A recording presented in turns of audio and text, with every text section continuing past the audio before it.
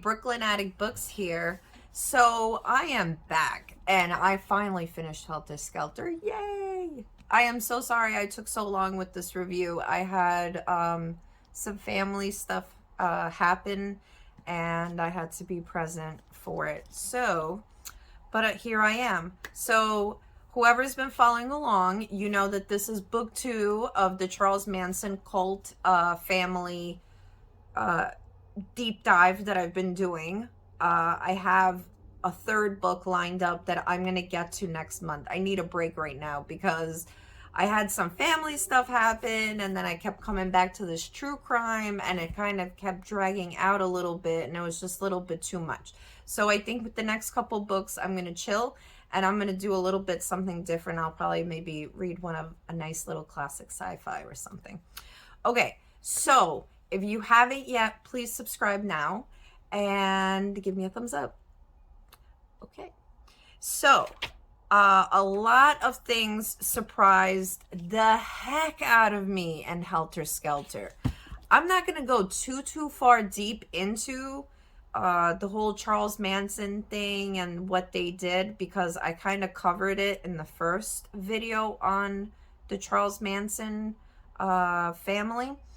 But I will talk about that it was very interesting to read this book because it is written by the prosecutor, Vincent Bugliosi, right? And so we find a lot of interesting things out and a lot more comes to light because of the more involved interviews that he did with the people in and surrounding the family. And can I just say that I am so incredibly surprised how big this cult was.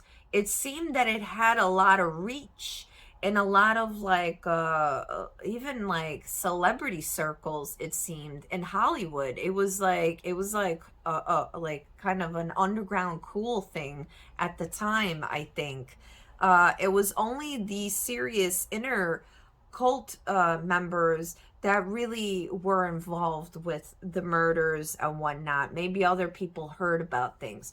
Something that really surprised me was the amount of murders aside from the few that we know about, right? So we know about Sharon Tate and her friends. There was 7 murders that night.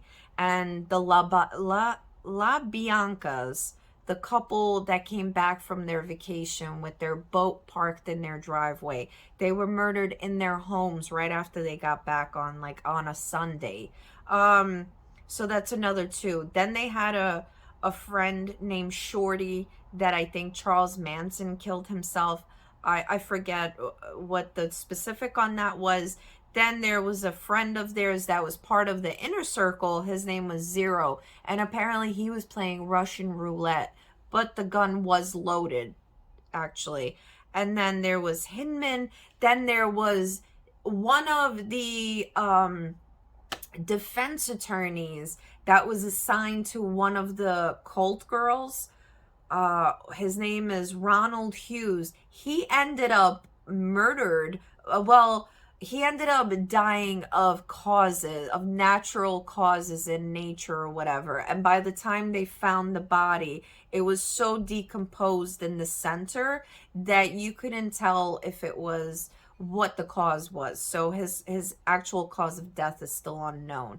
And you're talking about back in the 60s. This happened in August of 1969. There's no forensic, nothing. A lot of these cops were so dumb back then. They'd be like, oh great, this is the murder weapon, this, you know. And then it's like, what are you doing, guy? You know, relax there, Johnny two-timer. Like, cool it. Okay, so another thing that really surprised the heck out of me, Charles Manson was given permission to represent himself at one point during the trial. Are you kidding me? Why is it that our law allows people to represent themselves when it's like a murder case? Like, it blows my mind a little bit. I mean, I guess, but I don't understand. And supposedly Manson was an intellectual human, but then at the same time they say he was illiterate, but then he had to prove that he knew and understood the law and how it works to a very basic understanding to show that he can represent himself in court, and he was given permission for it. All right, so let's get back to the extent of the murders. This was probably the most shocking part about this book, is the epilogue.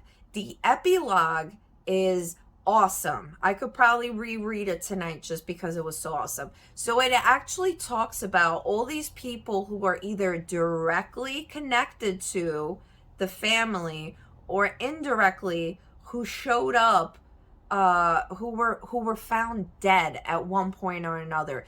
I mean, we're talking about people's husbands, people's wives, couples.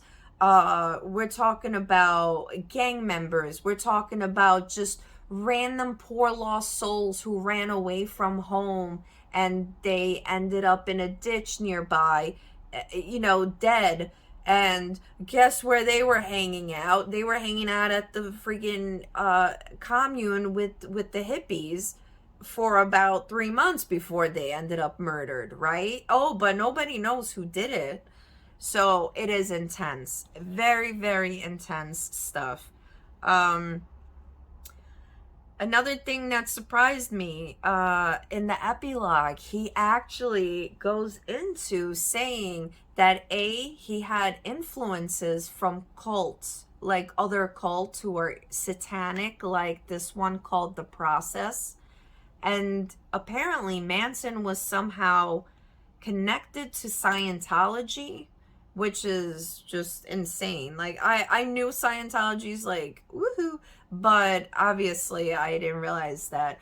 But what's interesting is Bugliosi at the end says that if given opportunity, because he compared Charles Manson to Hitler and said given the opportunity, he would have built an army and kept going in the name of his stupid theology, which was Helter Skelter, I don't know. He thought he was going to be the new leader of the world, which is what a lot of these crazy, right? That's what Hitler thought too.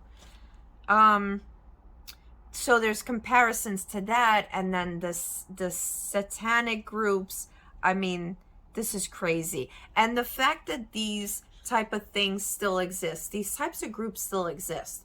So what he asked the question is like, well, what's holding it back from anybody who has these type of, I mean, you can talk about it forever if somebody's born with pure evil, if they learn to be evil, right?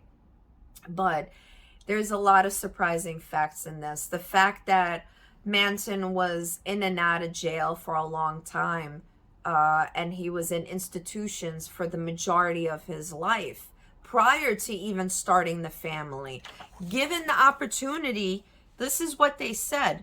Manson had been evaluated and not recommended to be released, but the counter argument to this, and this is why he was released before starting this freaking scary cult, is that institutions haven't fixed him yet.